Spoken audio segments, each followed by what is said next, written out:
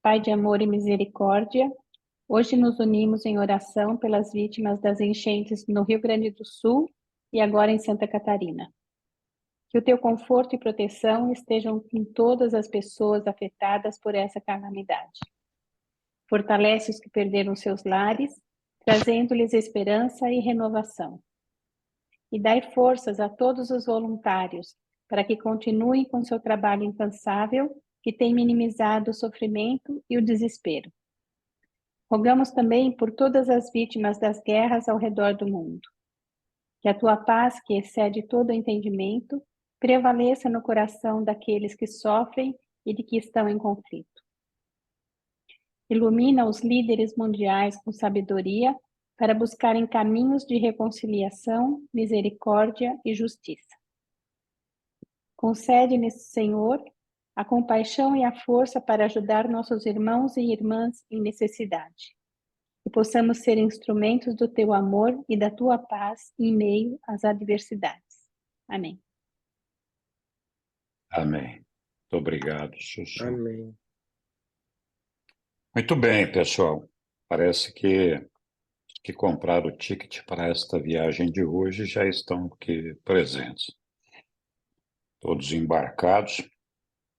A torre já deu o sinal aqui, podemos sair. Então, boa noite, bem-vindo a todos. Vamos continuar a leitura da vida e dos ensinamentos de Jesus, no documento 159, item 6. Muito bem, pessoal, vou postar o texto aqui.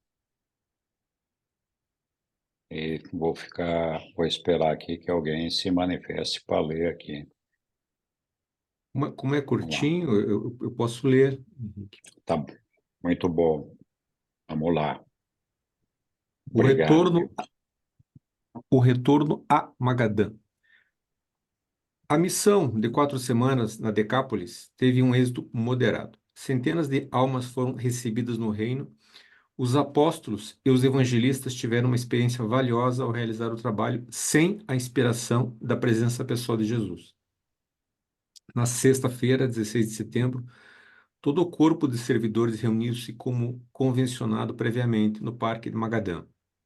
No sábado foi feito um conselho de mais de 100 crentes, no qual os planos futuros para expandir o trabalho do reino foram considerados de modo completo. Os mensageiros de Davi estiveram presentes e fizeram relatos a respeito do bem-estar dos crentes em toda a Judéia, Samaria, Galiléia e nos distritos adjacentes. Poucos dos seguidores de Jesus nessa época sabiam apreciar totalmente o grande valor do serviço do corpo dos mensageiros. Os mensageiros mantinham não apenas os crentes da Palestina em contato uns com os outros, com Jesus e com os apóstolos, mas, durante aqueles dias sombrios, também serviram como coletores de fundos, tanto para o sustento de Jesus e dos seus companheiros, quanto para sustentar as famílias dos 12 apóstolos e dos 12 evangelistas. Nessa época, Abner mudou a sua base de operações de Hebrom para Belém. Este último local foi também o centro para os mensageiros de Davi na Judéia. Davi mantinha um serviço de revezamento de mensageiros durante a noite inteira, entre Jerusalém e Betsaida. Esses corredores deixavam Jerusalém todas as noites, revezando-se em Sichar e em Citópolis, chegando em Betsaida por volta da hora do desjejum na manhã seguinte. Jesus e os seus seguidores agora se preparavam para ter um descanso de uma semana, antes de aprontarem-se para começar a última época de trabalhos em benefício do reino. Esse foi o último descanso deles, pois a missão pereiana transformou-se em uma campanha de pregação e de ensinamento, e estendeu-se até o momento da chegada deles em Jerusalém e do desenrolar dos episódios finais da carreira terrena de Jesus. Obrigado, Milton. E aí, pessoal? Alguém quer fazer algum comentário sobre esse texto?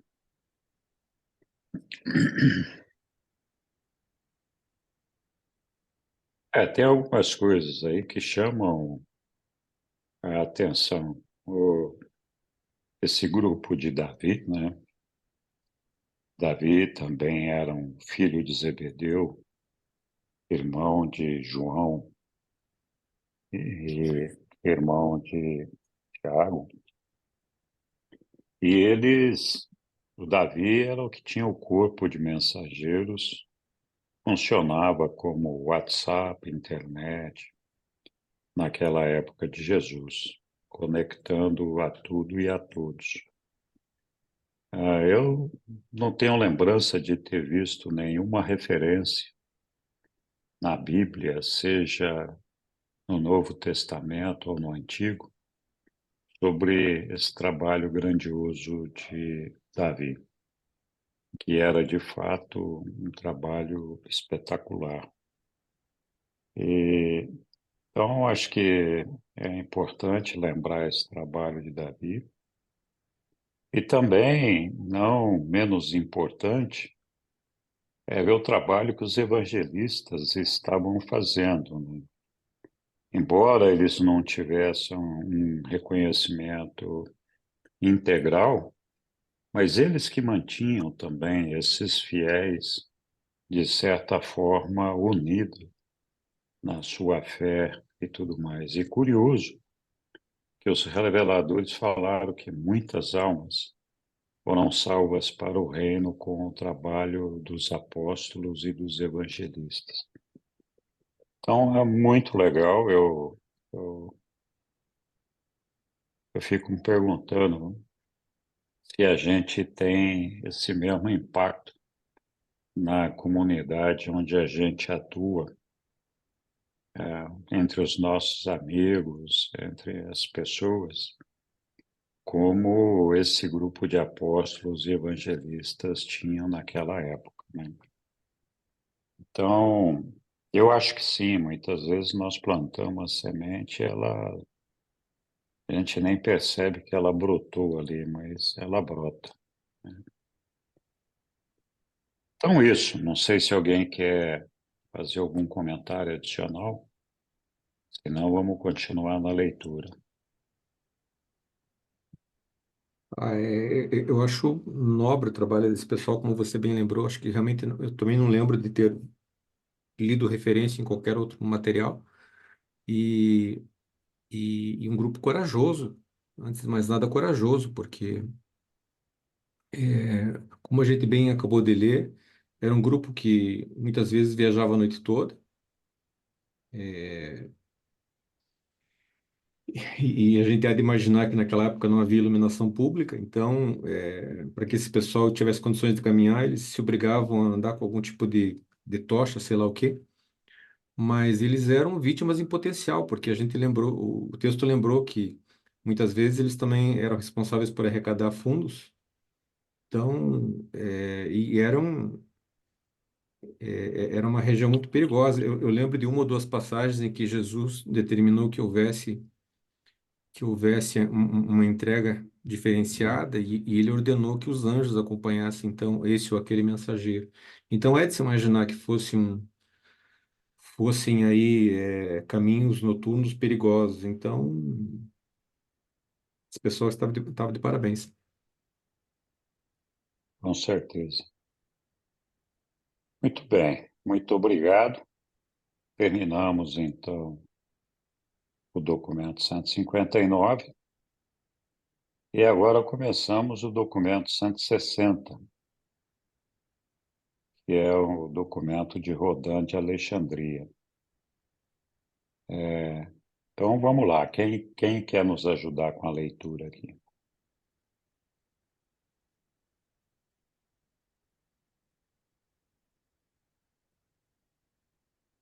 Tá bom.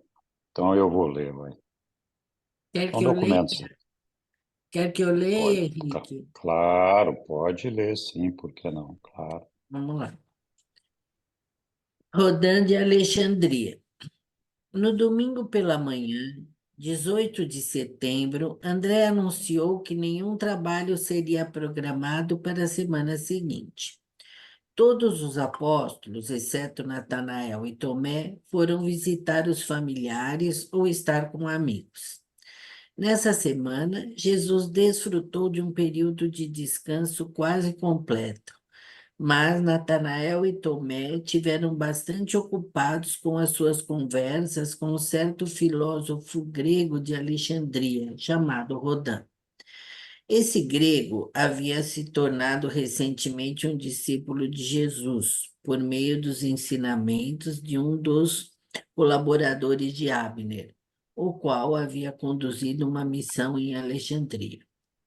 Rodin estava agora sinceramente empenhado na tarefa de harmonizar a sua filosofia de vida, adequando-a aos novos ensinamentos religiosos de Jesus. E viera a Magadã esperando que o mestre conversasse com ele sobre essa questão. Também desejava assegurar uma versão autorizada do Evangelho em primeira mão e diretamente de Jesus ou de um de seus apóstolos. Apesar de o mestre não se ter mostrado inclinado a entrar em tal conferência com Rodin, recebeu-o amavelmente e imediatamente determinou a Natanael e Tomé que escutassem tudo o que ele tinha para dizer e que, por sua vez, tratassem com ele sobre todo o Evangelho. Muito bem, muito obrigado. Comentários? Obrigado, Sandra. Bom, então Rodin era esse seguidor de Jesus que estava buscando adaptar a sua vida, a sua maneira de ser, seu comportamento, seus hábitos, suas atitudes aos novos ensinamentos, né? Então, era uma pessoa que estava procurando se converter de corpo e alma.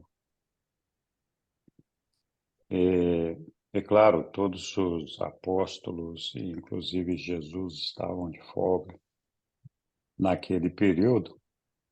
E como Natanael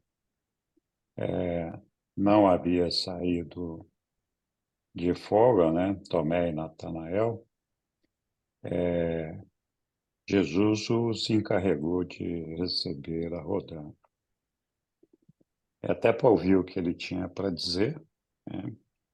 E também para que os apóstolos se encarregassem de atualizar Rodin sobre os ensinamentos de Jesus, uma vez que ele queria usar esses ensinamentos para transformar a sua vida.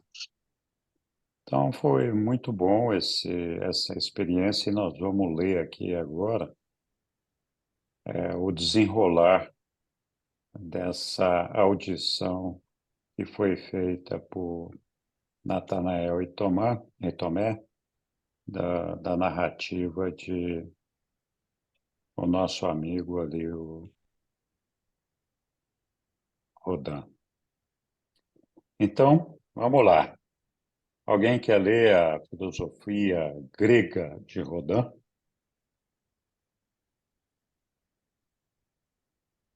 Eu posso ler. Vamos lá, Lilian. No domingo cedo pela manhã, Rodin deu início a uma série de 10 discursos para Natanael, Tomé e um grupo de uns 24 crentes que se encontravam em Magadã. Essas palestras, condensadas, combinadas e relatadas na construção moderna de frases, apresentam os seguintes pensamentos à consideração. Na vida humana, 3 grandes impulsos são básicos: os ímpetos, os desejos e os anseios. Um caráter firme e uma personalidade de comando são adquiridos apenas convertendo os ímpetos naturais da vida em arte social de viver, pela transformação dos desejos do instante presente em anseios mais elevados, que sejam capazes de um alcance duradouro. Enquanto o anseio lugar comum da existência, deve ser transferido das ideias convencionais e estabelecidas para domínios mais elevados de ideias inexploradas e ideais por serem descobertos. Quanto mais complexa a civilização se torna, mais difícil ficará a arte de viver. Quanto mais rápidas as mudanças nos hábitos sociais, mais complicada ficará a tarefa do desenvolvimento do caráter. A cada 10 gerações, a humanidade deve aprender de novo a arte de viver, se é que o progresso deva continuar. E se o homem torna-se assim tão engenhoso, mais rapidamente ele aumenta as complexidades da sociedade. E a arte de viver necessitará ser reformada em menos tempo, talvez mesmo a cada nova geração. Se a evolução da arte de viver fracassar em manter-se à altura da técnica da existência, a humanidade reverter-se-á rapidamente à condição simples da urgência na sobrevivência, a busca da satisfação dos desejos presentes. E assim a humanidade permanecerá imatura e a sociedade fracassará no seu crescimento até a maturidade plena. Obrigado, Lília. Nada. Muito bom. E aí, algum comentário sobre esse texto? Alguém quer destacar aí algum ponto do texto?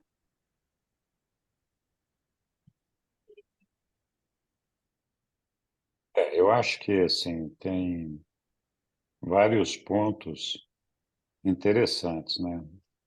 Rodin está expressando aqui a filosofia grega dele e que tem, de certa forma, um fundo de verdade, né? Então, que, de alguma forma, encontra abrigo nos ensinamentos de Jesus. Os reveladores não teriam colocado isso aqui. Então, na vida humana, 3 grandes impulsos são básicos, segundo Rodin: os ímpetos, os desejos e os anseios, né? Os ímpetos são aqueles rompantes todos que nós temos, né? De reagir às circunstâncias do momento, muitas vezes impensadamente. Os desejos é a vontade de realizar as coisas num momento presente, né? Pelo menos é dessa forma que eu estou entendendo. E os anseios mais elevados são aqueles que têm um alcance duradouro.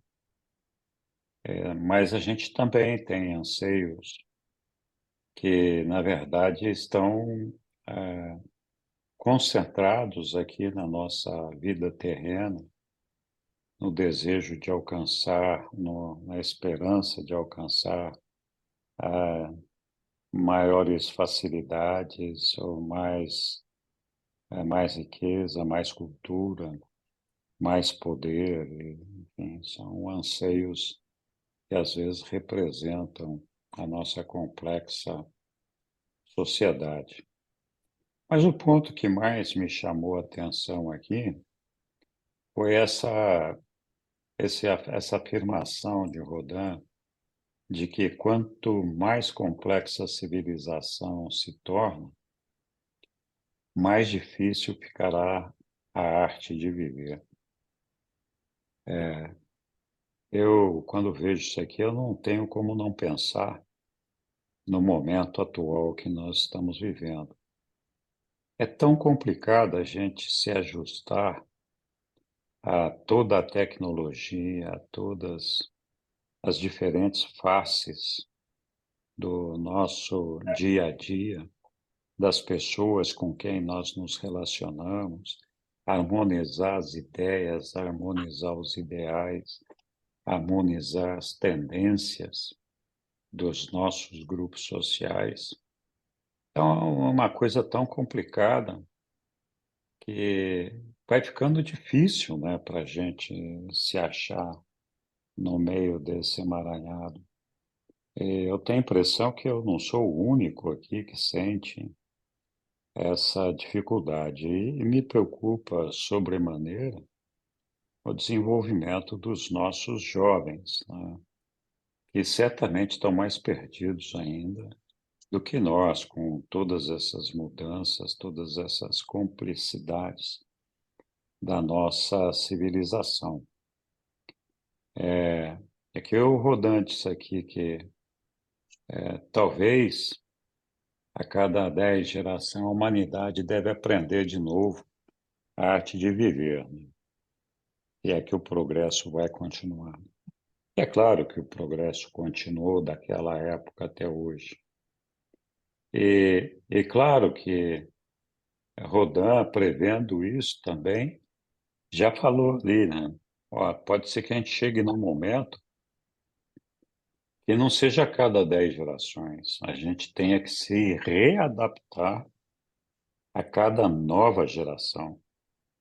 E a evolução na arte de viver, se a evolução na arte de viver fracassar em manter-se à altura da técnica da existência, a humanidade reverter-se-á rapidamente à condição simples da urgência da sobrevivência, que é a busca da satisfação dos desejos presentes. E assim a humanidade permanecerá imatura e a sociedade fracassará no seu crescimento até a maturidade plena. Então, de fato, eu acho que nós estamos nessa fase aqui de ter que fazer um ajustamento a cada nova geração.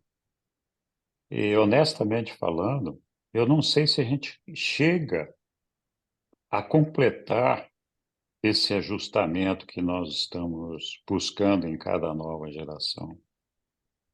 Muitas vezes eu tenho a sensação de que antes que a gente consiga equacionar os problemas que a gente está vivendo, as dificuldades que a gente está tendo, vem uma nova avalanche de coisas e novas situações que se sobrepõem àquelas dificuldades que a gente está vivendo e que eu acho que não deu nem tempo da gente equacionar as dificuldades que nós estamos enfrentando. Então, acho que essa filosofia de Rodin, que eu repito, talvez a razão dela está aqui seja porque justamente os reveladores entendam que ela tem a ver com os ensinamentos e com o reino, né? De outra forma, eu entendo que ou não estaria aqui ou teria ressalvas, né? Mas é curioso, não sei se vocês concordam com essa situação que nós estamos vivendo. Algumas vezes eu já, em algumas discussões de grupo, algumas palestras, eu já falei que o grande desafio da humanidade é encontrar a harmonia, o equilíbrio, restabelecer o equilíbrio. Nós estamos vivendo de uma forma tal, com uma divisão tamanha, com tanta polaridade, que fica difícil, né, da gente estabelecer um relacionamento saudável com as pessoas. E eu acho que essa, do outro lado, é uma grande oportunidade para todos nós, buscadores do nosso Pai, conhecedores da revelação, de derramar um pouco de luz nesse ambiente todo. Alguém pode pensar, bom, mas escuta, o mundo está assim, né? Que luz que eu vou derramar sobre o mundo? Olha, se a gente conseguir derramar dentro de casa, já está bom, né? Já fizemos uma grande coisa, né? Pelo menos preservamos uma célula de tudo isso daí. Então, nós temos que sim nos preparar para ver como é que nós podemos ajudar a humanidade, a sociedade a se reencontrar, porque o meu sentimento é que nós estamos meio perdidos. Não acho, contrariamente ao que os apocalistas poderiam pensar, que isso é uma proximidade do Apocalipse, de maneira nenhuma. Eu acho que tudo isso faz parte do processo evolutivo normal de qualquer civilização, esses altos e baixos. E como a gente sabe, a gente só aprende nos conflitos, nas diferenças, na miséria, na tristeza, no sofrimento. É a maneira como nós conquistamos as nossas experiências e o aprendizado que nós conquistamos na luta diária, na busca de alcançar Deus. Então, eu acho que é fundamental a gente acreditar que esse processo é parte do processo evolutivo. Eu também acho que não só porque eu não tenho essa tendência apocalíptica, mas porque os próprios reveladores, eles anunciaram que a gente ia passar por momentos difíceis e que seria depois desses momentos que a humanidade começaria a encontrar o caminho de volta e teria a fome e a sede de buscar e encontrar a Deus. Então, acho que essa época está se aproximando rapidamente, dado a situação caótica que a civilização está vivendo neste momento. E também acho sempre importante a gente lembrar que o pano de fundo nosso é luz, ele é branco. A gente enxerga neles manchas negras.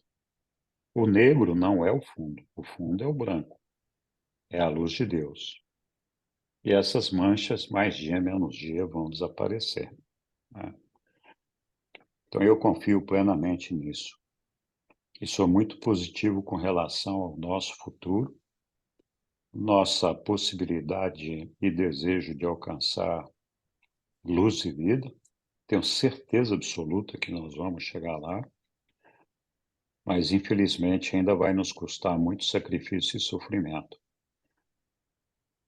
Então, acho que essa é a ideia. E como que Rodin ali conseguiu posicionar bem essas mudanças do avanço da civilização e as dificuldades que nós iríamos enfrentar para acomodar todas essas situações, né? Eu não sei se ele chegou a pensar nesse momento atual que nós estamos vivendo aqui, mas ele com certeza previu bem que em algum momento esses ajustes seriam necessários para um ajuste para cada geração, né? Então, muito bom. Vou parar de falar um pouquinho, senão eu vou dominar aqui. Já estou dominando, né? Oi, Lília, fala um pouquinho aí, vai. Então, você pode colocar o texto, que eu vou colocar o que me chamou a atenção. Claro, ponho sim. Acho que acho que deixa eu ver. Segundo parágrafo. Aqui começam os grandes inputs. Isso, que ele fala assim, ó, que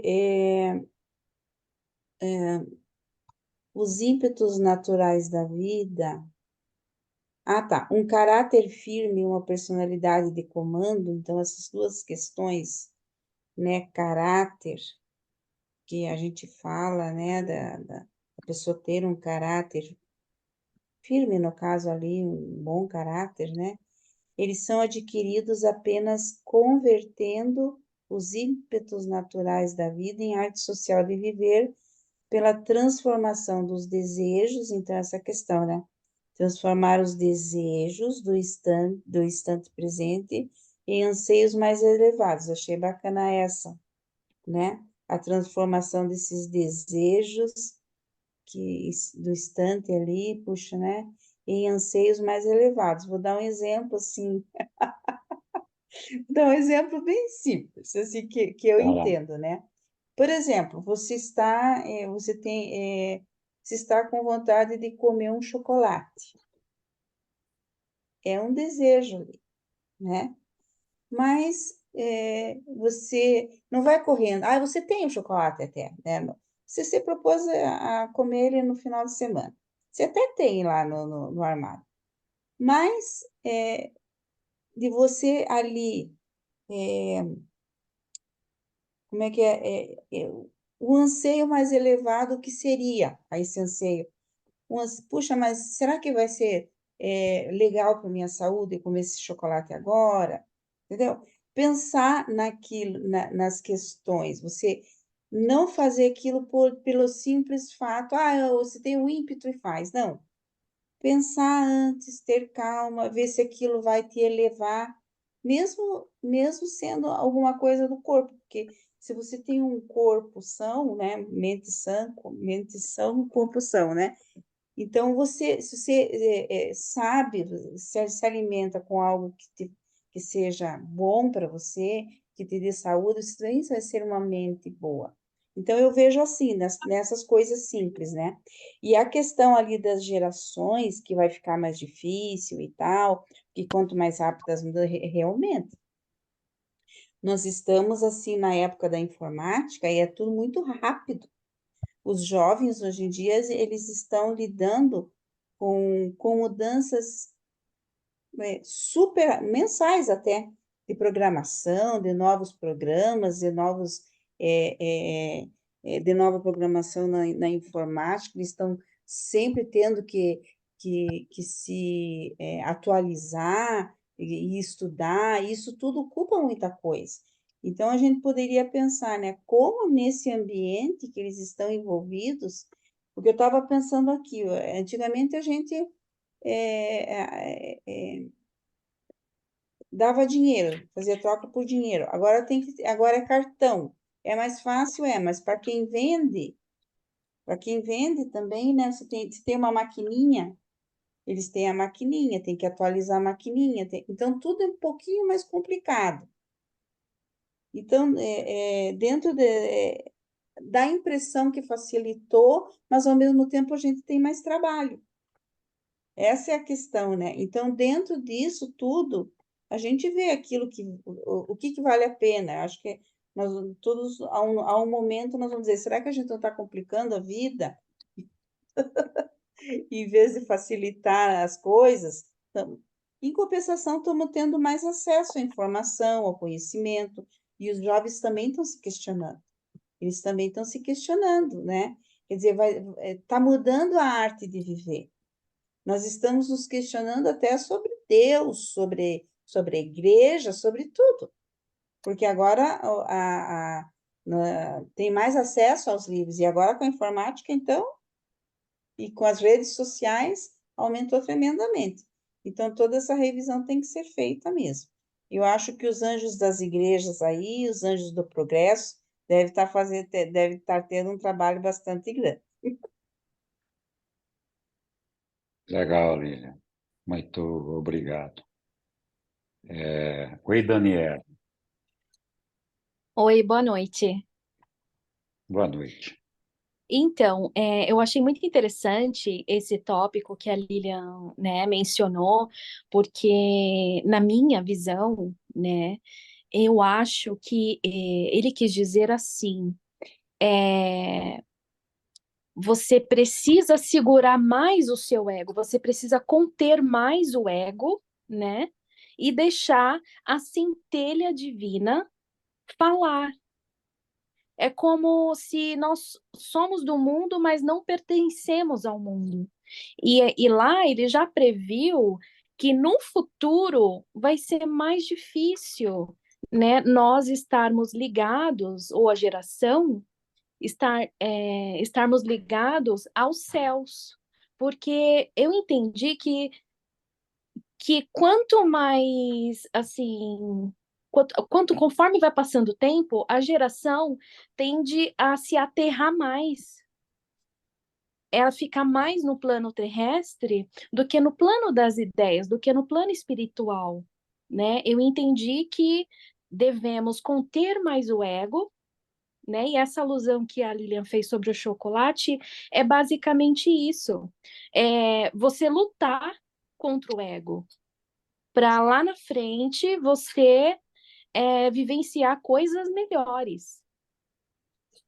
É como se fosse você se segurar naquele momento para depois ter a exaltação daquilo que é almejado. Foi isso que eu entendi, mais ou menos. Tá bom, Obrigada. Daniela. Muito obrigado pela sua participação. Eu vou voltar na sua fala e na da Lilian daqui a pouquinho. Vamos deixar aqui o Roberto falar primeiro. Diga lá, Roberto. Olha, boa noite, pessoal. Esse ensinamento do Rodin, o que você falou também, Henrique, me fez lembrar dois ensinamentos. Um é quando os reveladores afirmam que em tempos de transição, as instituições que mais sofrem são as instituições da família e da verdadeira religião.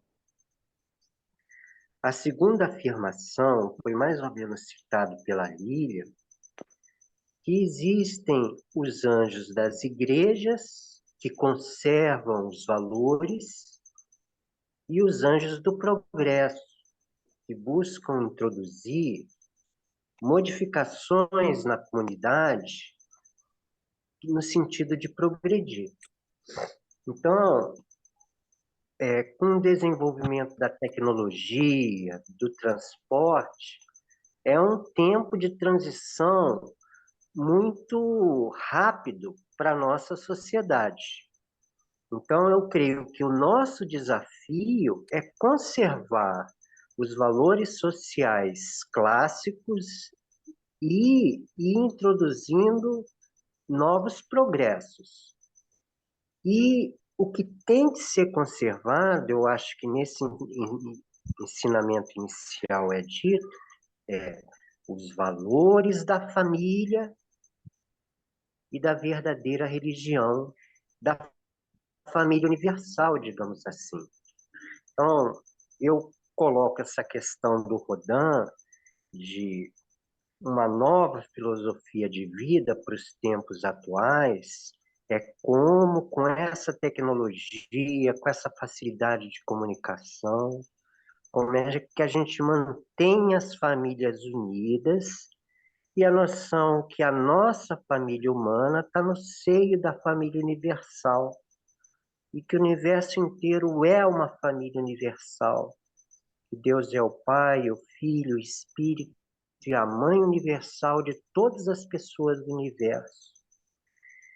E essa é a verdadeira religião da família universal, né?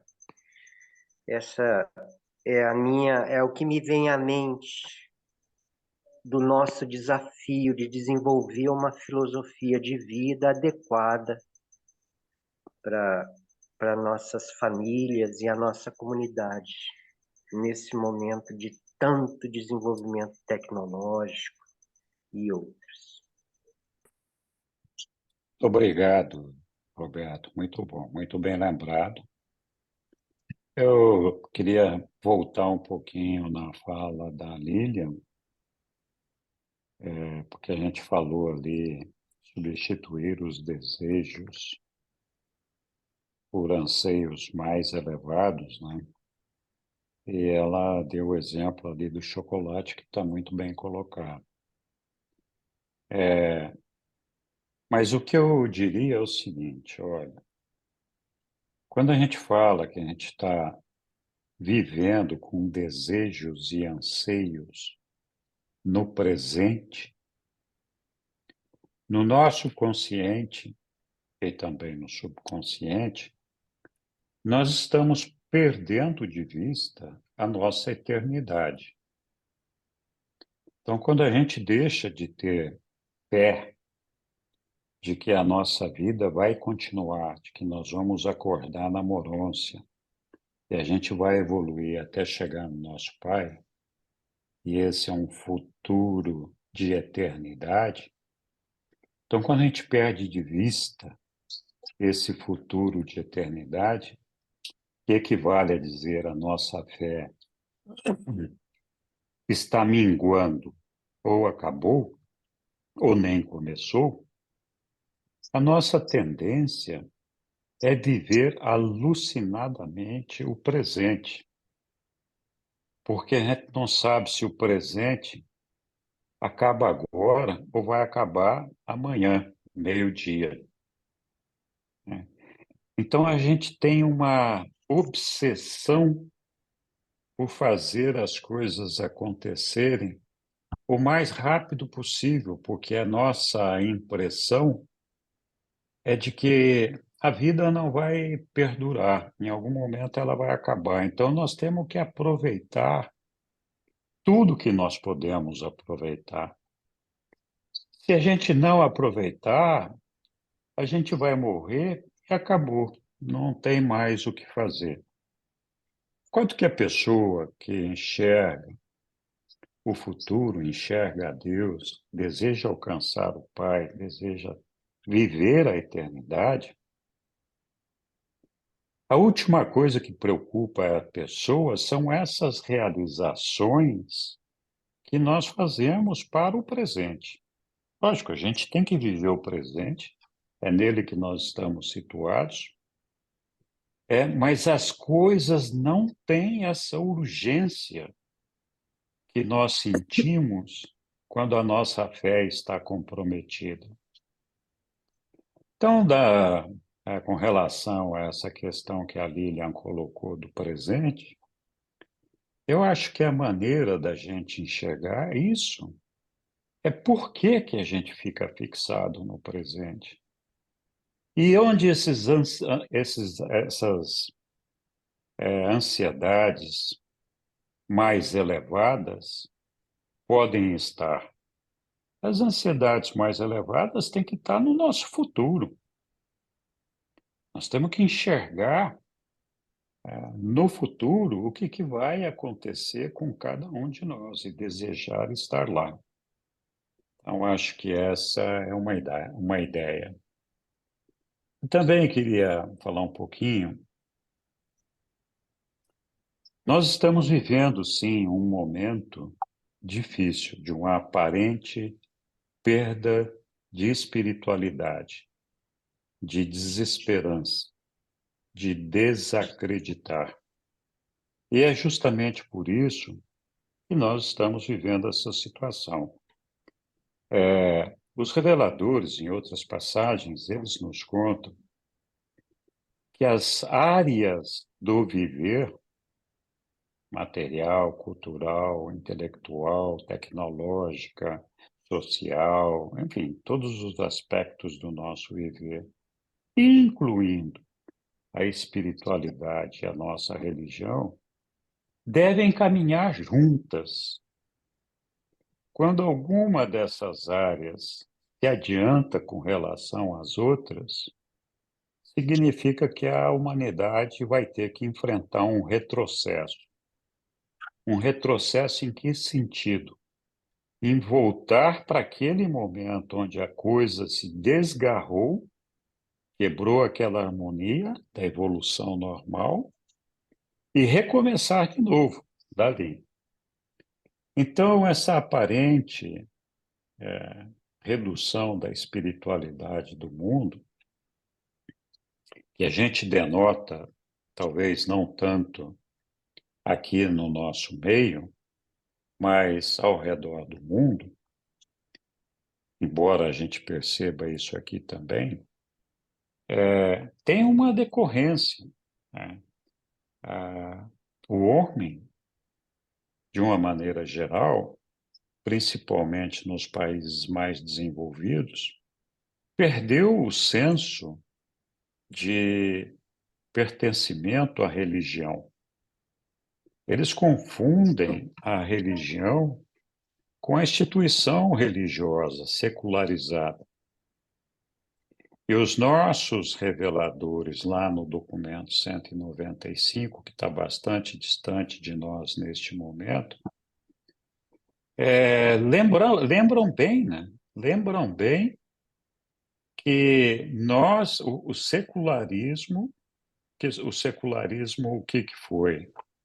Foi uma revolta do Ocidente, e aí nós estamos falando da Europa, das Américas, especialmente América do Norte, contra a tirania institucionalizada das igrejas, das religiões institucionais, que queriam ditar as nossas normas de conduta, regular se a gente pode ser gay, não pode ser gay, regular se o casamento existe, não existe, se pode acabar, se não pode, se tem que ter filho, relação sexual, todo.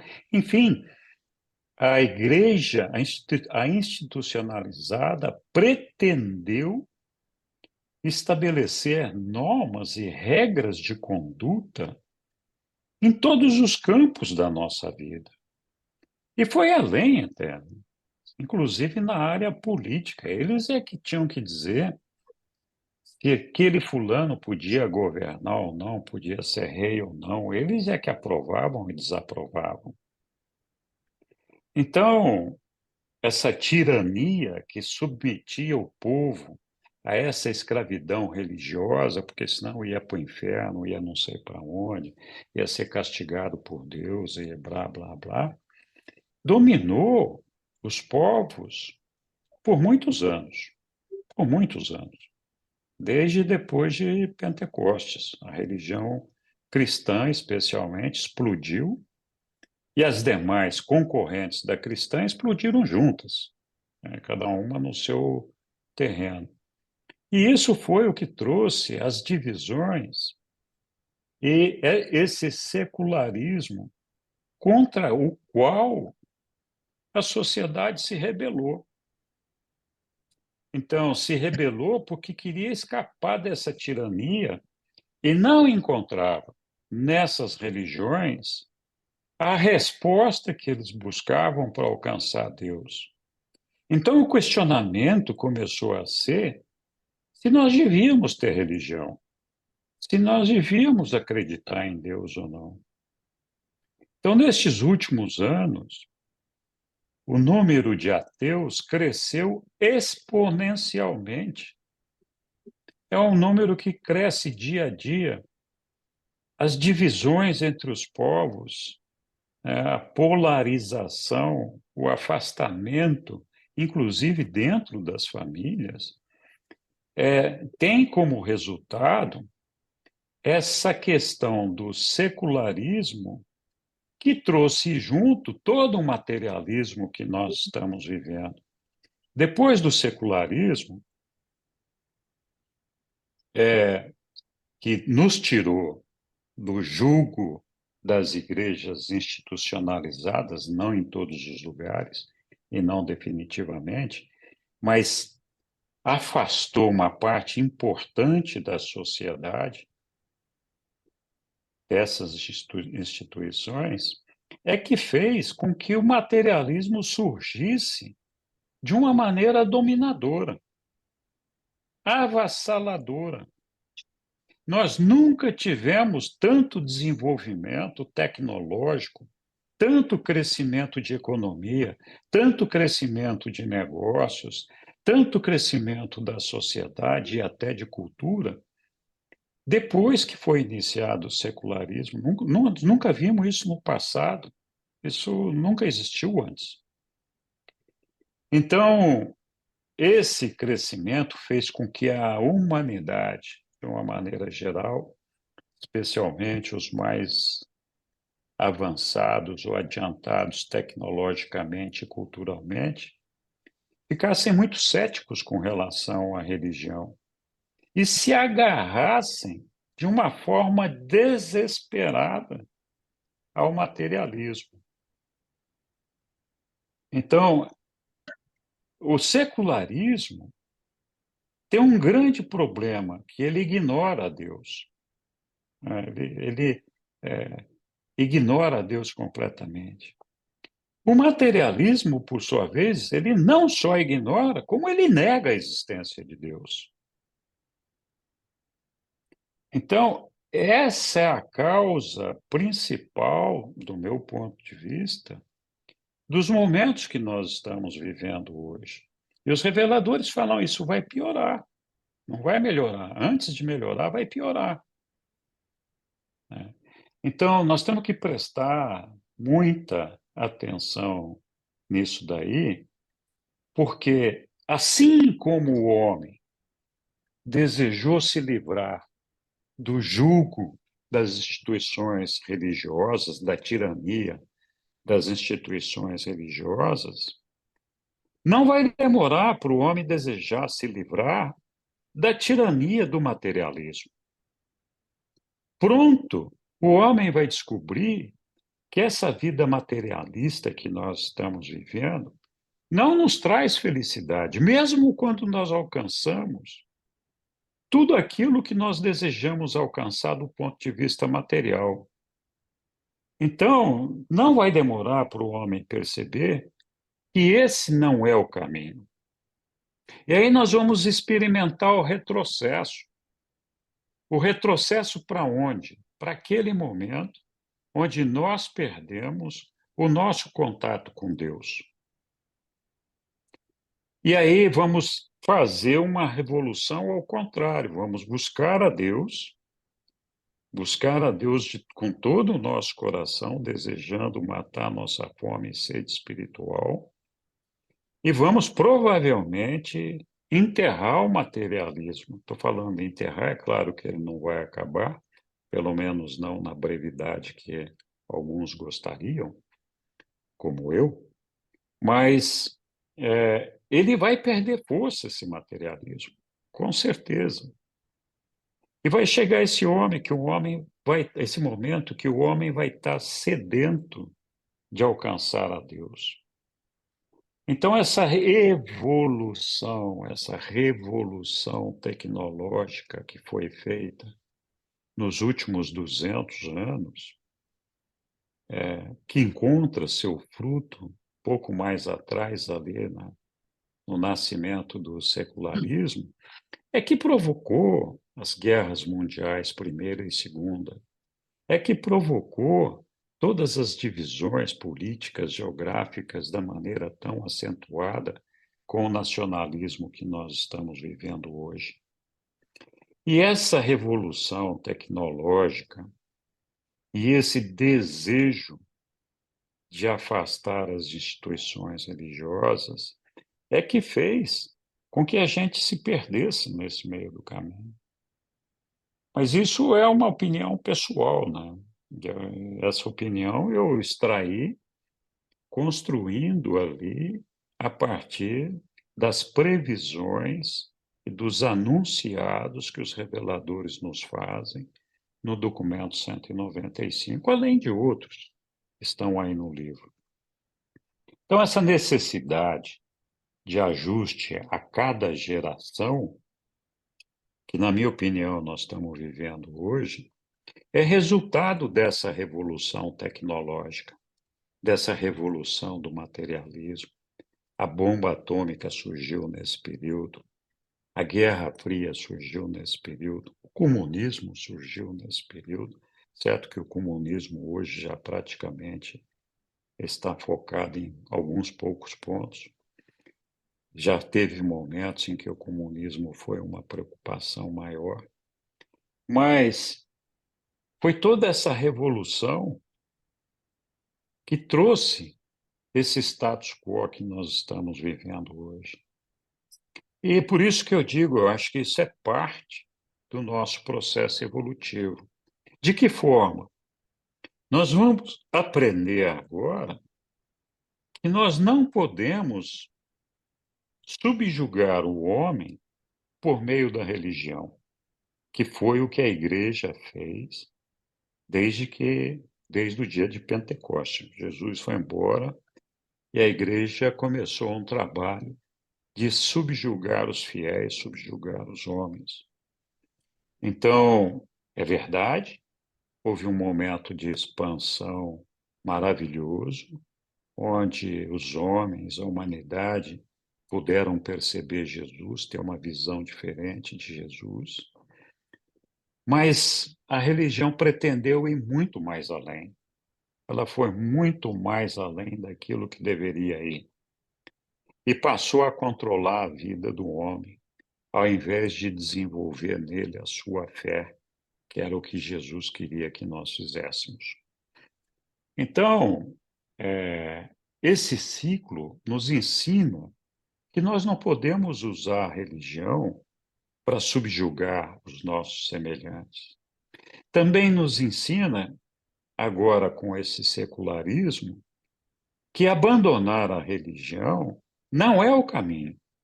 O materialismo não é o caminho. Nós vamos aprender isso agora.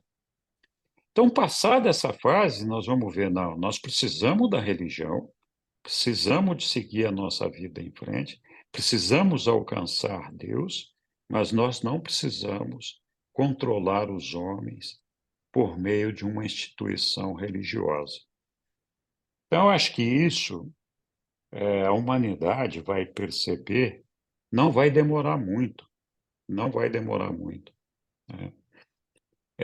Quando eu falo não vai demorar muito, eu provavelmente não vou ver isso. Nós estamos falando aqui talvez de 200, 300, 400 anos, não sei. Mas isso, para o tempo de Deus, não é nada, né? É amanhã, né? Então, fiquem à vontade para rebater ou para contestar essas ideias que eu estou colocando. E se concordam com elas também, ótimo. Então, nós estamos na mesma página, né? Diga lá, Lilian. Não, eu concordo com essa transição que está acontecendo, né? Porque a gente vê bastante, mas o questionamento está grande, e as pessoas a gente vê que elas sentem essa inquietação também, porque o materialismo não vai responder ao que elas estão querendo, né? Elas vão, dado momento, sentir esse vazio, e esse vazio está sendo preenchido com o quê? Com drogas. O vazio está sendo preenchido com drogas. Infelizmente, nós vemos muitas pessoas buscando nas drogas, né? E em outras coisas também, né? Mas que envolvem, né? Essa questão aí das drogas que está muito assim difícil para o mundo.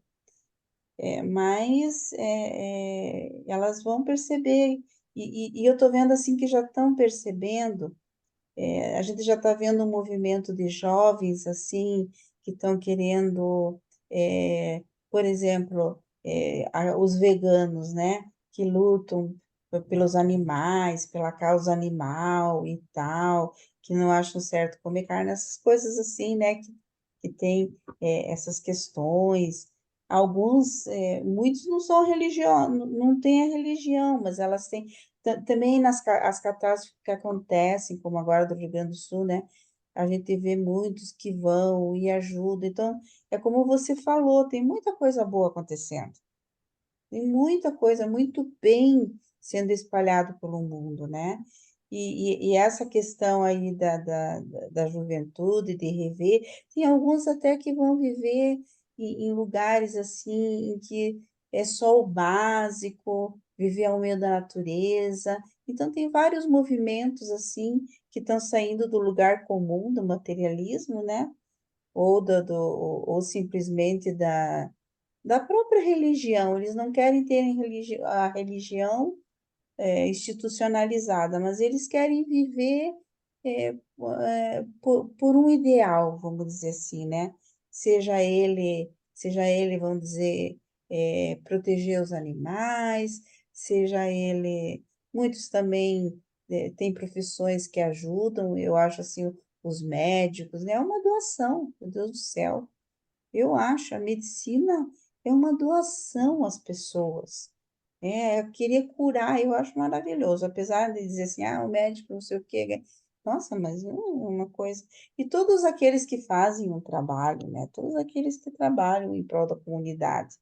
Então, a comunidade tem um progresso.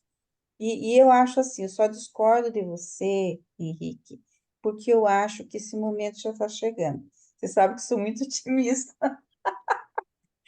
Eu acho que daqui, ó, por Lilian, exemplo, você tem visto jornal ultimamente?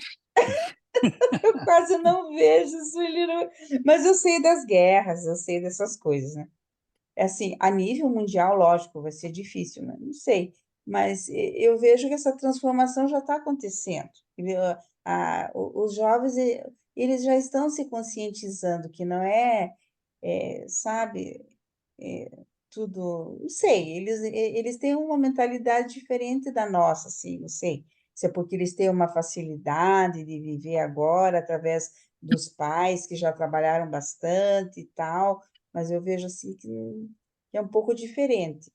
Mas eu acho que daqui uns 100 anos, eu acho que o negócio vai estar melhor.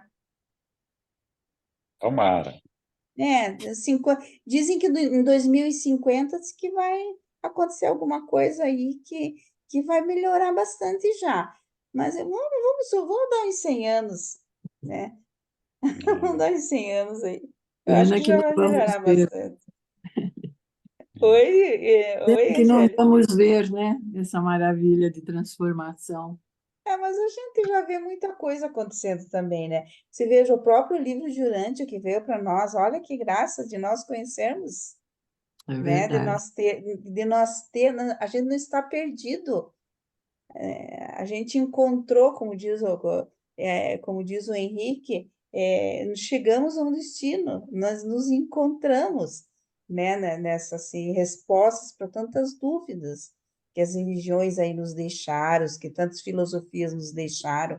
Então, eu acho assim que nós vivemos um momento bem, só gratidão mesmo, nesse sentido. Merecimento. Mas, lógico que a gente tem que sempre trabalhar, porque as dificuldades, os desafios sempre vão acontecer, que também é para o nosso crescimento. Então, a gente tem que, agora, antigamente, dizer, ai, quanto problema. A gente falava assim, né?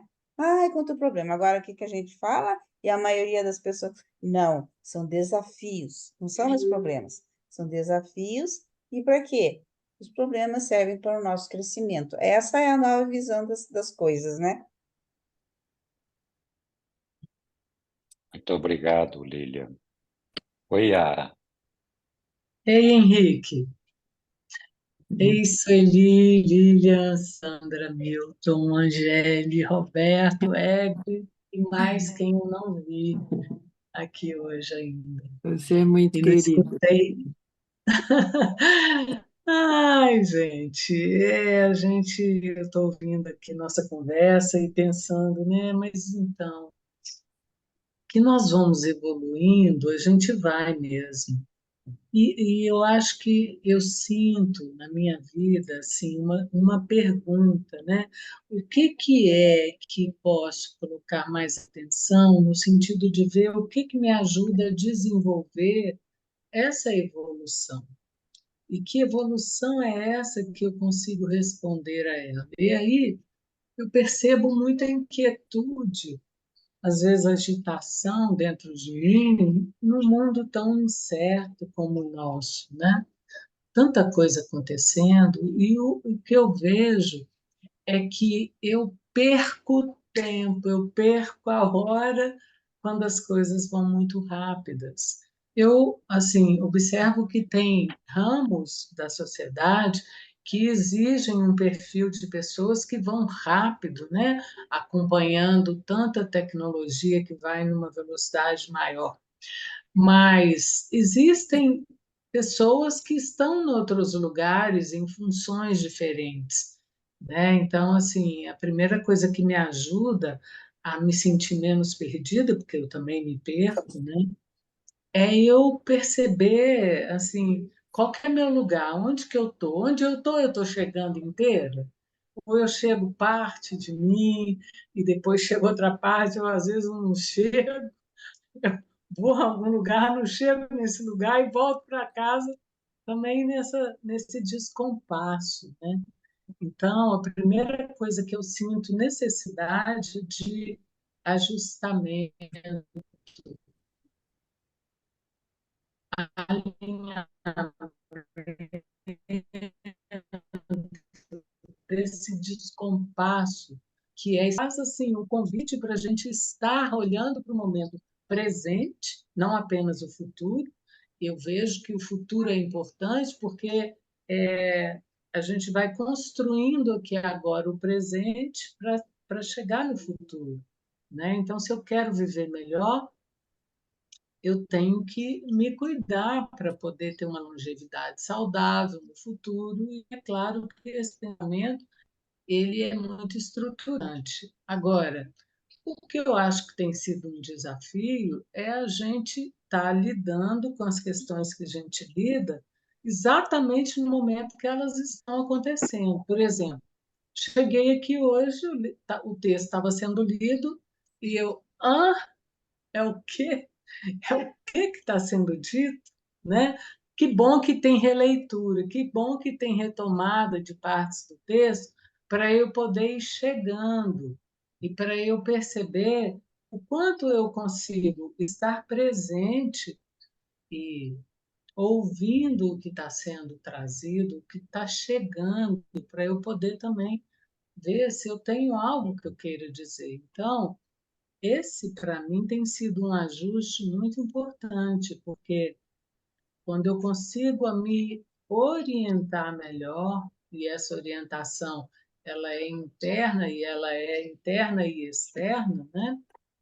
Tem a ver com o contexto, isso vai me ajudando a lembrar que, ok, eu posso estar me sentindo bem aqui, quando eu me sinto bem, eu me envolvo, eu posso contribuir. Então, essa questão do Rio Grande do Sul tem convidado toda a sociedade a olhar um pouco para isso, né? Qual é a nossa participação, se não direta, indireta, no sentido do que nos afeta, o que nos toca internamente, que muitas vezes a gente também está vivendo muitas perdas, muitas dores. Quais são as dores que a gente consegue fazer contato para que a gente possa nos cuidar e ter condições de continuar seguindo a vida e evoluindo? Então, tem uma complexidade e tem uma simplicidade para ser encontrada. E a gente só pode encontrar a simplicidade,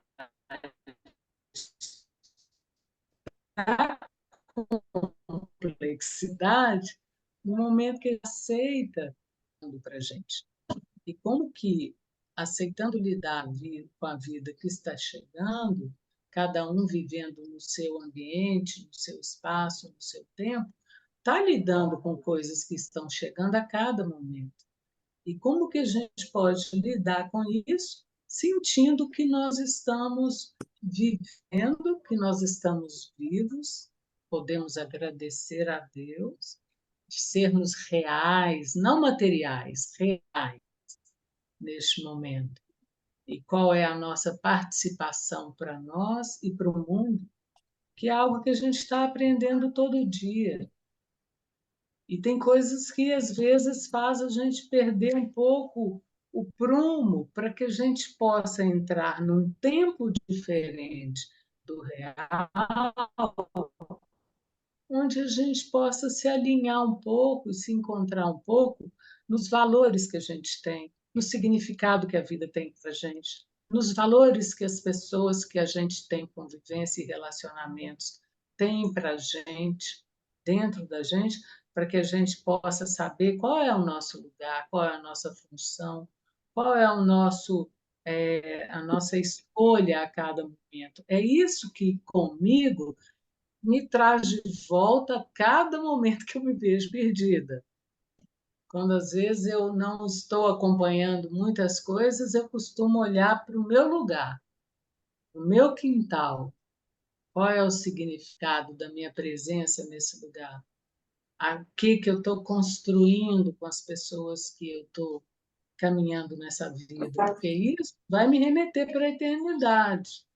Vai me remeter para quando eu não estiver aqui, eu ter feito algo que me deu condições de ter esperança, né, de ir no sentido que a gente tem estudado aqui.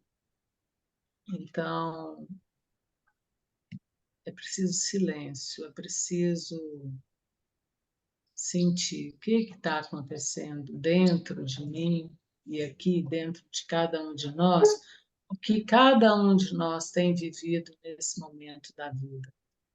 Como é que a gente está conseguindo lidar com as questões internas, com as perguntas que a gente tem feito? O que a gente tem sido capaz de se perceber sendo tocada? E sendo tocada porque a gente sente dentro do corpo a situação que nos toca. Qual que vai ser a nossa resposta para cada coisa? Então, são muitas questões que podem ir se tornando mais simples se a gente vai lentificando, ao invés de acelerar, uma regulação que o nosso sistema nervoso é capaz de conseguir para a gente. E a gente começa a conseguir estar de novo. E tendo bem-estar, a gente tem tic-teco, ficam mais amiguinhos, né? A gente vai entendendo mais, vai tendo mais clareza, mais discernimento. E isso é uma coisa que tem me trazido de volta. Cada vez que eu dou uma saída, e eu fico vendo que as pessoas têm saído muitas vezes. Muito bom, Yara. Com a conexão. Nós saímos muito maior que nós. Né? Então, sua conexão está bem instável, ruim, né? Yara. Está bastante, está cortando muito. Então, eu vou encerrar, né? Assim, aproveitar a instabilidade da conexão para deixar essa possibilidade da gente, sim, olhar para o presente com o convite que ele nos traz. Aqui agora. Quem está aqui agora? Né? Muito obrigado, Yara. Oi, Moacir. Oi, pessoal. Eu ficar com meus botões, né?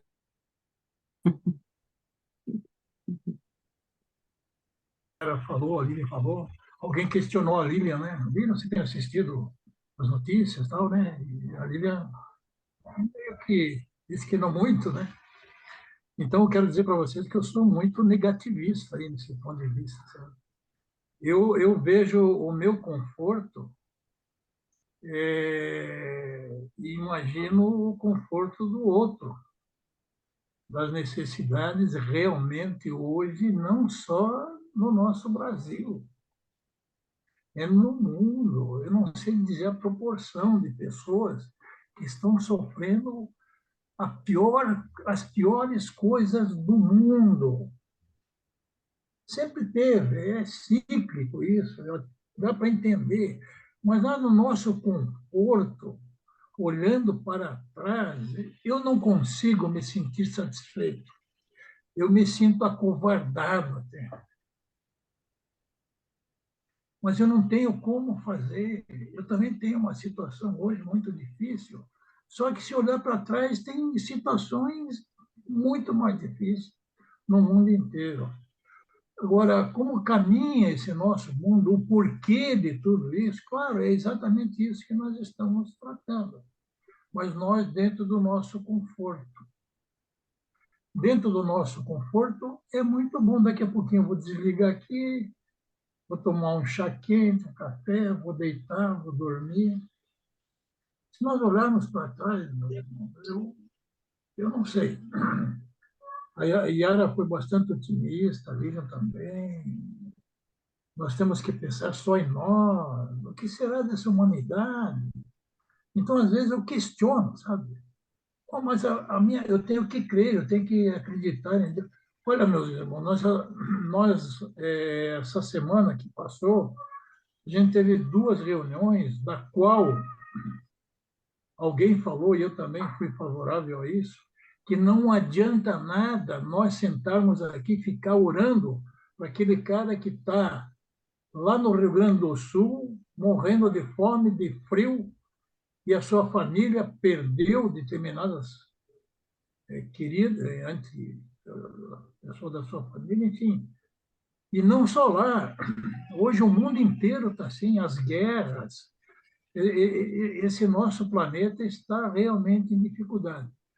Claro, eu não posso perder uma coisa que até hoje eu não entendi, e que vocês, volta e meia, tocam no assunto, eu não consigo entender até hoje que eu tenho que ter fé. Eu tenho que ter fé até em mim mesmo, eu tenho fé em mim, o meu conforto, que beleza, mas eu não me sinto satisfeito. Eu não consigo me sentir satisfeito com isso tudo. O livro de Urântia é maravilhoso. Ele me despertou várias coisas que eu vim estudar. Eu estudei não sou um estudante nato, assim, mas eu aprendi muita coisa. Eu tenho 80 anos hoje, já vi muita coisa com muitas pessoas aí também tem uma experiência muito grande. Mas eu não sei o caminho, esse caminho que nós estamos para cruzar aí, eu acho que é muito, por isso que eu digo, eu sou pessimista. Ele é muito difícil, porque eu não vejo só o meu umbigo, não vejo só eu. Nós precisamos fazer alguma coisa, tudo bem. É aquela história do passarinho que foi jogar um pouquinho de água lá no incêndio e fez a parte dele. Mas é difícil de entender isso.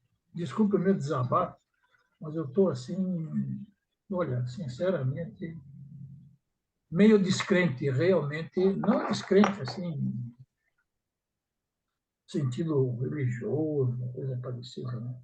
Na humanidade, na humanidade. Muita gente boa, mas muita gente mal e muita desgraça acontecendo. Isso é um desabafo. Só me perdoem por eu ter chegado a esse ponto.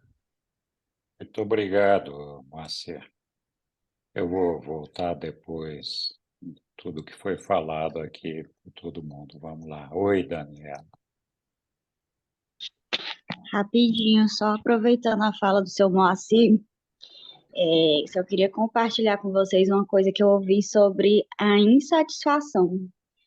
Diz que no dia que a gente estiver satisfeito, tem alguma coisa muito errada acontecendo, porque estar insatisfeito é exatamente o que impulsiona a gente a buscar melhorias. Então, é vantajoso, sim, ter essa insatisfação, inclusive olhar essa insatisfação como parte do processo evolutivo, abraçar essa insatisfação, não querer nunca estar nesse mundo aqui e estar satisfeito, porque aí sim é um grande sinal de que não está correndo algo muito bem. Então era só isso que eu queria compartilhar, até para a gente que se sente assim, parece revolta, parece pessimismo, mas o nome que eu encontro é insatisfação. Para isso aí que a maioria de nós sentimos. E aí era isso que eu queria dizer. É isso. Muito obrigado, Daniela. Ô, Moacir, eu vou estar orando por você bastante. E também por todos nós aqui. E nós precisamos, né, ter confiança no nosso Pai e nas coisas.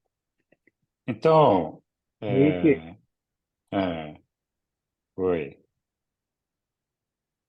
Então, só, É o César. oi, César, quer falar alguma coisa? é que eu só queria dizer que eu sou ao contrário do Moacir, né? Positivista. Eu só penso no positivismo e a vida eu vejo que sempre foi assim. Olha, para você ter uma ideia, eu recebi em 2016 da Fundação Urântia, né? Olha só, 2016. O que a Fundação está falando agora aqui, ó? Ele está falando assim, agora, nesse exato momento, a grande maioria das pessoas em todo o mundo está vivendo nas melhores condições materiais em nossa existência humana de milhões de anos. Eu vou resumir porque é demais. Tendências mundiais revelam uma melhoria sem precedentes em educação, tecnologia, calorias consumidas, cuidados de saúde, expectativa de vida, de erradicação de doenças, alfabetização, comunicações, viagens, tempo de lazer, comércio mundial e democratização nacional. Eu vou resumir porque tem um texto um pouquinho maior. A humanidade está começando a desenhar a opressão, a irresponsabilidade social, a ganância, a guerra e a intolerância. Aí fala assim, olha, Urântia está agora agitada e à beira de uma de suas épocas mais assombrosas e encantadoras de reajustamento social, de estimulação moral e de iluminação espiritual. Ela cita aqui o documento 19592. E para terminar, então, aqui fala assim, em resposta, eles nos deram, está falando sobre o materialismo, né? Eles nos deram um novo livro, perfeitamente adequado ao tempo, para nos orientar espiritualmente e nos estabilizar nos próximos 1000 anos. Então, eu vejo que a fundação no livro, o Moacir é completamente negativista, que ele falou, né? Pessimista, mas eu vejo que o Moacir precisa mudar um pouco, porque é importante a gente pensar positivamente, sabe? Para poder a gente viver no dia a dia. Se a gente ficar vendo somente desgraça, desgraça, desgraça, todo dia tem. Mas não é isso que é o sentido da vida. E praticar o bem dia a dia, né? Então, é isso que eu só queria dar uma notícia, que em 2016, o positivismo que a Fundação mudou para todos os urantianos. É isso. Muito obrigado, César. Eu vou pegar o gancho aí nisso que você falou, César. De fato, os reveladores nos falam desse período que Urântia está começando a viver agora, que vai possivelmente mudar tudo o que nós temos vivenciado até aqui. E, de fato, os reveladores, além dos textos do livro de Urântia, eles nos falaram, quando eles fizeram o mandato de publicação, que o livro de Urântia não era para aquela época em que ele estava sendo publicado. O livro de Urântia foi planejado pelos reveladores para uma era subsequente, onde o homem teria fome de Deus e sede de Deus. Que é essa era que os reveladores falam aí nesse documento 195, que foi citado pelo César, que está lá no documento da Fundação, e sim, Urântia está prestes a viver um momento de encantamento e de mudanças.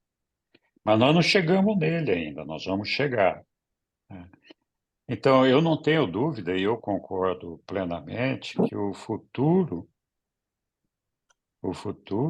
é de otimismo. Eu acredito plenamente que nós vamos chegar em luz e vida e que tudo vai melhorar, sem dúvida. Também acredito que o mundo nunca experimentou uma revolução tecnológica, econômica, social tão grande como a que nós estamos vivendo. De fato, muita gente passa fome no mundo ainda, mas o número de famintos diminuiu substancialmente em relação ao total da população, assim como as doenças têm um controle melhor e têm diminuído, assim como a tecnologia. Então, sim, nós temos, como eu falei ali no começo, avançado substancialmente em muitas áreas do fazer humano. Nós nunca tivemos essa evolução que nós estamos tendo agora. Mas também nós nunca vivemos um período de um distanciamento tão grande do homem de Deus, de tentar escapar das religiões, de escapar de pensar em Deus, com um crescimento tão acentuado do ateísmo. E um período ainda maior e mais violento e sangrento com relação às guerras. As guerras, principalmente as de cunho religioso. Então, sim, é verdade. Nós estamos exatamente nesse ponto de ruptura dessa experiência toda que nós estamos vivendo. Os reveladores falaram, o livro está sendo lançado para atender a essa época que está chegando. Mas eu repito, nós não sabemos quantos anos isso vai levar. Apesar dos reveladores terem falado que estavam lançando o livro para cobrir um período de 1000 anos. Eles só não falaram a partir de que momento, porque, de outro lado, falaram o livro não foi preparado para esta época, é para uma época, uma era subsequente. Então, essa era subsequente é 100, 200, 300, 400 anos, nós não sabemos. E eles falam lá, né? Então, vocês devem se inspirar na vida de Jesus, porque para substituir, para fazer com que tudo isso aconteça, é preciso viver Jesus de novo aqui na Terra, na experiência do ser humano, na experiência do ser mortal, que somos todos nós. Nós é que temos que testemunhar tudo isso. Eu não acho que existem fórmulas mágicas de fazer alguma coisa, como apertar um botão que vai mudar a minha vida, ou de fazer uma penitência, ou de fazer uma promessa, ou de encontrar a mim mesmo fazendo uma avaliação do meu dia, o que eu conquistei ou deixei de conquistar. Nós podemos procurar todos os subterfúgios que nós quisermos, mas a nossa tranquilidade, a nossa fé, a nossa confiança no reino de Deus, no nosso futuro, é a mesma que foi inspirada por Jesus. É ali que nós temos que nos inspirar. Jesus enfrentou inúmeros desafios, mas ele, em momento nenhum, nunca disse: olha, o mundo está perdido, nós não temos mais condições, a gente não vai conseguir, o mundo não sei o quê e tal. Então, assim, Jesus sempre confiou nos homens, ele acreditava tanto nos homens e amava profundamente os homens, como ele ama até hoje. E ele achava naquela época e acha ainda hoje, que nós vamos conseguir chegar em luz e vida, não tem erro sobre isso daí. É claro, nós vamos passar por muitos percalços, porque faz parte do nosso aprendizado esses altos e baixos, esses conflitos, essas experiências. É assim que nós aprendemos. Com essa história, com essa experiência, nós aprendemos aquilo que nós não podemos repetir e aquilo que nós devemos buscar. Então, a nossa esperança, o nosso desejo, a nossa felicidade é de estarmos aqui com a nossa fé no nosso Pai, acreditando que Ele está do nosso lado, e que todos esses desafios serão superados e que nós vamos nos encontrar com Ele no paraíso. E, se Deus quiser, os nossos irmãos buscadores também, né? Então, não acho que o momento deva ser um momento de negativismo. Eu acho que nós temos que olhar, encarar o futuro com confiança de que o nosso Pai sabe que nós vamos vencer, e eu acredito que Ele vai estar do nosso lado para que assim seja. Mas não podemos tapar o sol com a peneira e dizer que os desafios não existem, né? E a nossa participação tem que ser positiva, tem que ser de mudança nas coisas que estão acontecendo à nossa volta. Nós certamente não temos como mudar o mundo por uma ação de cada um de nós. Nós não vamos fazer nenhum plano e nem executar nenhum plano por nós mesmos sozinhos, que do dia para a noite vai transformar o mundo numa coisa diferente, numa coisa melhor, ou numa coisa que já está em luz e vida. Isso nem Deus não planejou dessa forma. Nós temos que viver as experiências que vão nos levar à perfeição, que vão nos levar ao estágio de luz e vida. Não fosse assim, o Pai nos teria feito perfeitos, né? Então, eu acho que é muito importante a participação de todo mundo aí, muito positivo, muito bom de todos, né? Porque nos fazem pensar nessa ou naquela outra possibilidade alternativa. Mas eu repito, o caminho é nós desenvolvermos a nossa fé, o nosso Pai, desejar alcançá-lo, fazer a sua vontade, e com a confiança de que as coisas vão mudar. Se nós nos transformarmos pessoalmente, nós vamos contribuir significativamente para que o mundo à nossa volta seja transformado. Essa é a minha confiança, a minha fé, e aquilo que eu acho. Eu, honestamente falando, não acredito em fórmulas mágicas. Nenhum tipo de fórmula mágica de, não, vou fazer isso, vou fazer aquilo, porque agora... não, o que nós temos que fazer é ver como Jesus viveu a vida dele, nos inspirar na vida dele, buscar a Deus, buscar fazer a vontade dele, nos inspirar nele. E vamos lá, não tem...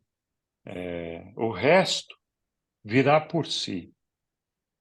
Quando a gente tem essa fé, nós encaramos os nossos problemas do dia a dia, que não vão desaparecer, muito pelo contrário, alguns até vão aumentar, mas nós vamos encarar esses problemas todos, esses desafios todos, com facilidade, no sentido de sem sofrimento, sem sofrer, sabendo, ok, temos aqui a vontade do nosso Pai sendo exercida, eu vou fazer o melhor de mim para que tudo isso daqui se resolva, mas eu não vou me deixar envolver nem me arrastar pelo turbilhão, né? Vou sobreviver a isso daqui, e se eu puder ajudar a mudar, eu vou ajudar. E essa é a ideia, né? Não tem confiança no nosso Pai, fé nele.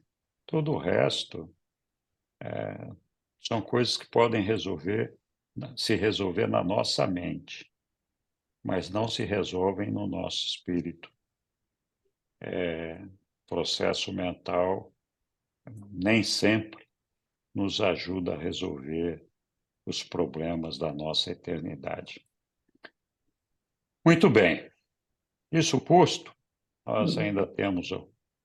Alguém quer comentar alguma coisa? Ok. Então, ainda temos alguns minutos aqui. Eu não lembro onde nós paramos de ler.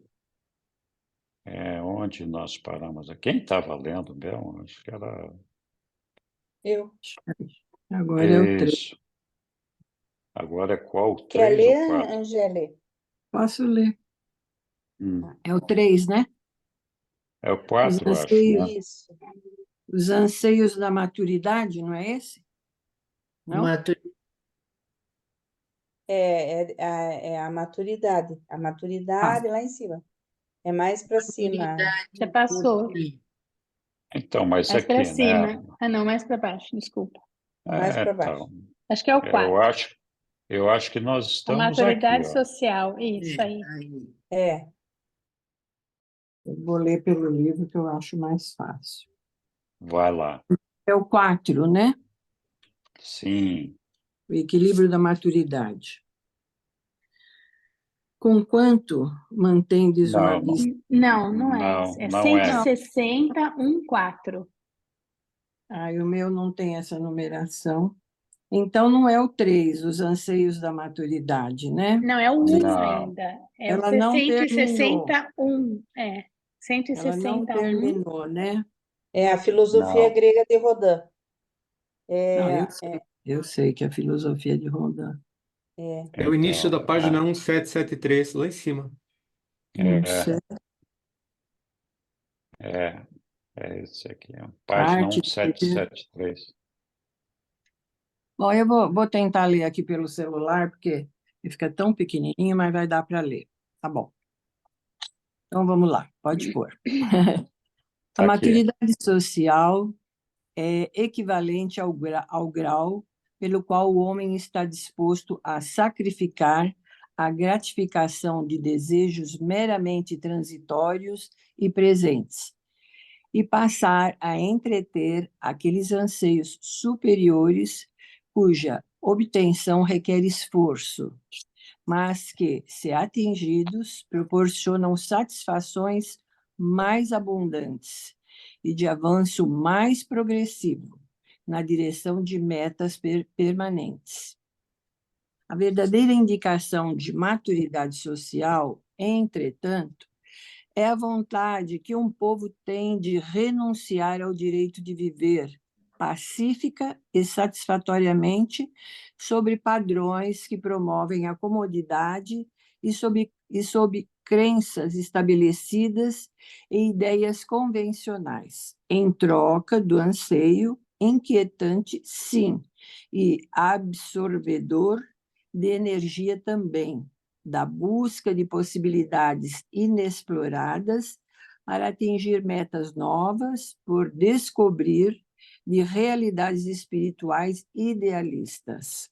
Vamos parar aqui, Angélia. Tá. Acho que tem bastante coisa nesse É parágrafo. tarde também, né? Bom, mas ainda tem tempo aí para a gente dá. falar desse parágrafo. Muito bem, alguém quer fazer algum comentário dele? Então, algumas coisas me chamaram a atenção aqui.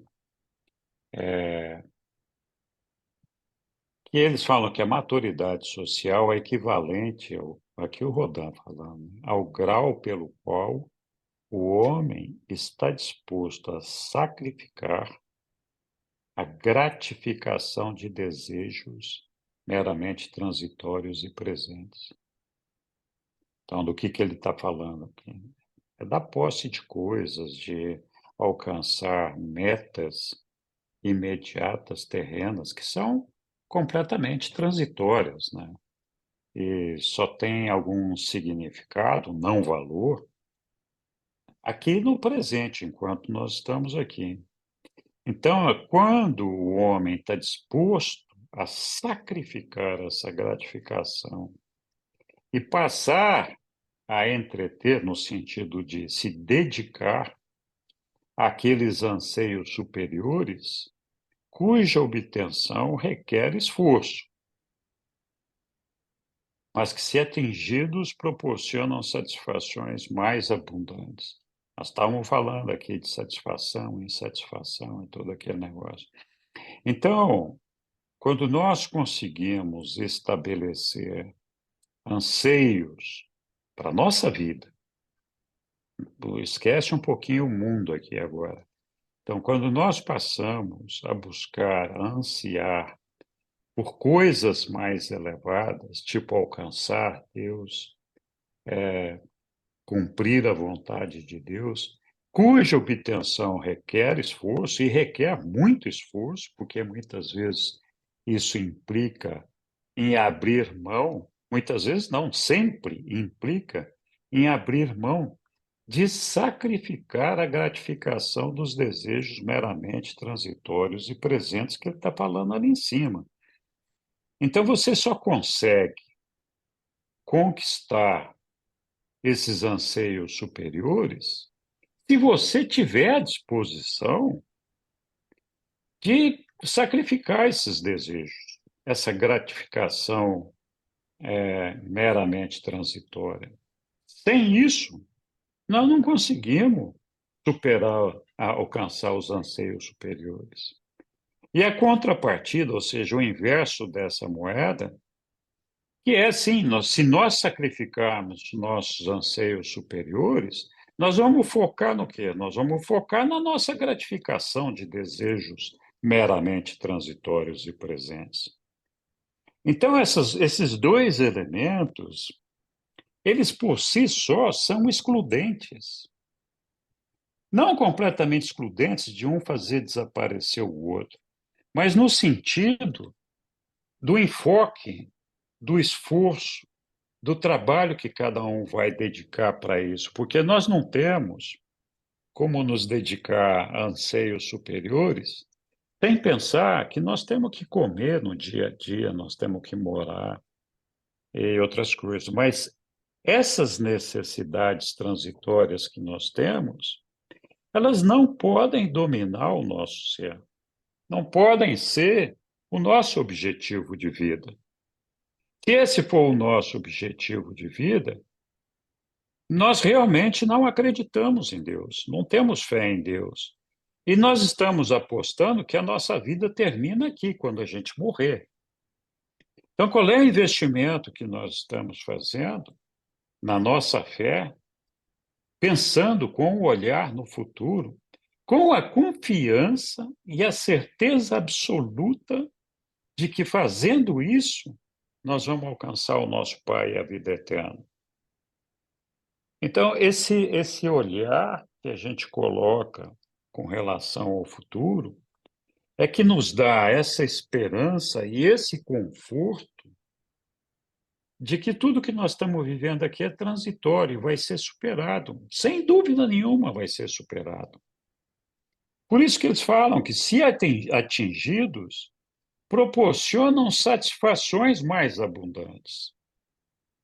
Então, se nós conseguirmos elevar a nossa fé a ter esses anseios superiores, não importa o que a gente viva aqui na Terra. Mesmo no sacrifício, nos desafios do dia a dia, nós vamos viver felizes na consciência de que o Pai está conosco e que nada pode nos impedir de chegar até Ele e alcançar a eternidade. Então, a maneira com que nós vamos lidar com todos esses problemas é muito diferente. E diferente da insatisfação que é alcançada quando nós alcançamos a gratificação de um desejo transitório. Não sei se aconteceu com vocês, mas comigo já aconteceu algumas vezes. Por exemplo, eu gostaria de ter esse carro, eu quero ter esse carro aqui. Aí batalha para comprar aquele carro. Comprou. Ele está ali. E aí não mudou nada na sua vida. Você continua sendo infeliz, continua tendo doenças, continua tendo problemas pessoais, continua. Não, mas você tem um carro legal, que é o carro que você queria ter. Não mudou nada na sua vida. Não mudou nada. Então, muitas vezes eu digo, puxa vida, por que eu queria esse negócio aqui? Vocês já olharam dentro das gavetas em casa, nos armários, quando a gente começa a olhar?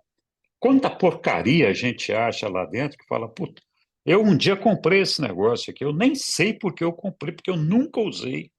Está aí.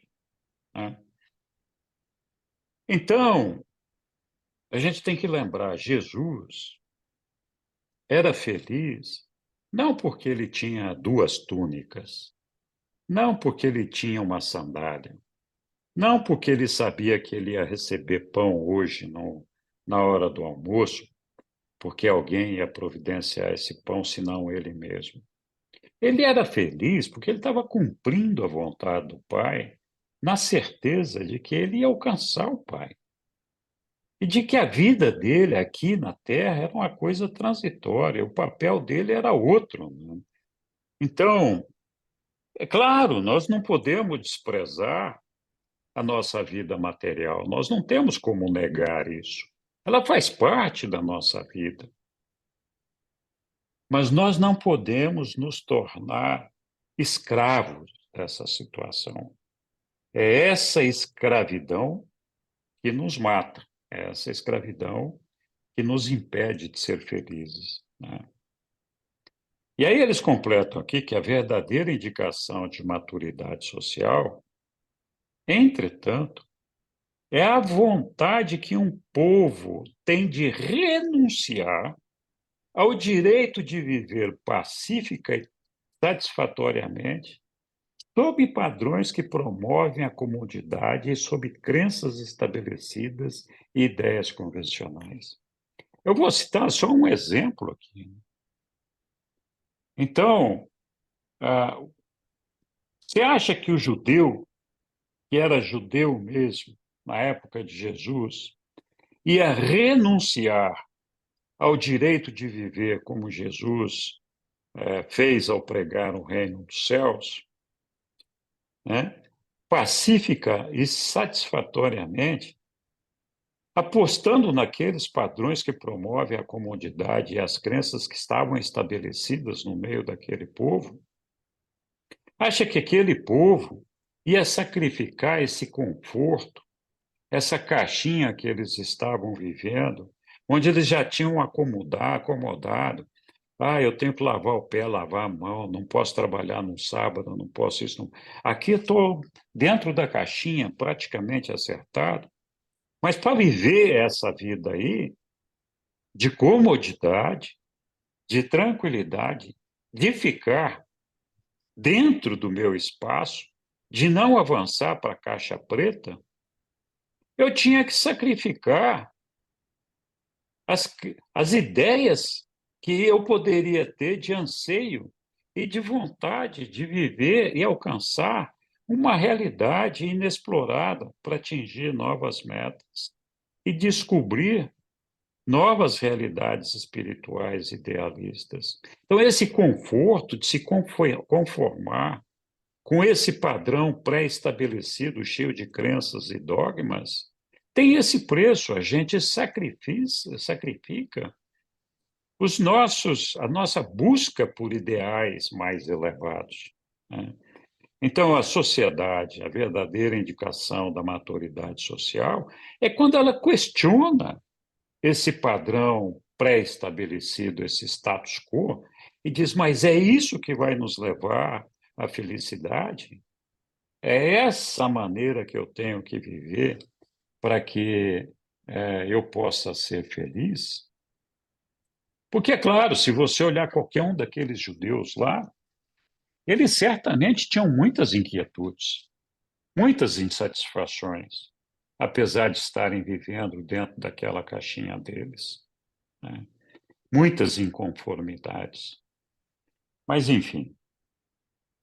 Então, achei que esse parágrafo foi bastante interessante e chama a atenção justamente para esse fato de que a nossa vida, embora demande de todos nós um esforço para a nossa sobrevivência material, nós não podemos negar essa existência material, mas também não podemos ser escravos dela, nos fazer completamente dependentes dessa escravidão que nos conduz a lugar nenhum. Muito bem, pessoal. Estamos aqui chegando no final de mais um dia de estudo. Ainda tem espaço para alguém se manifestar, se assim o desejar.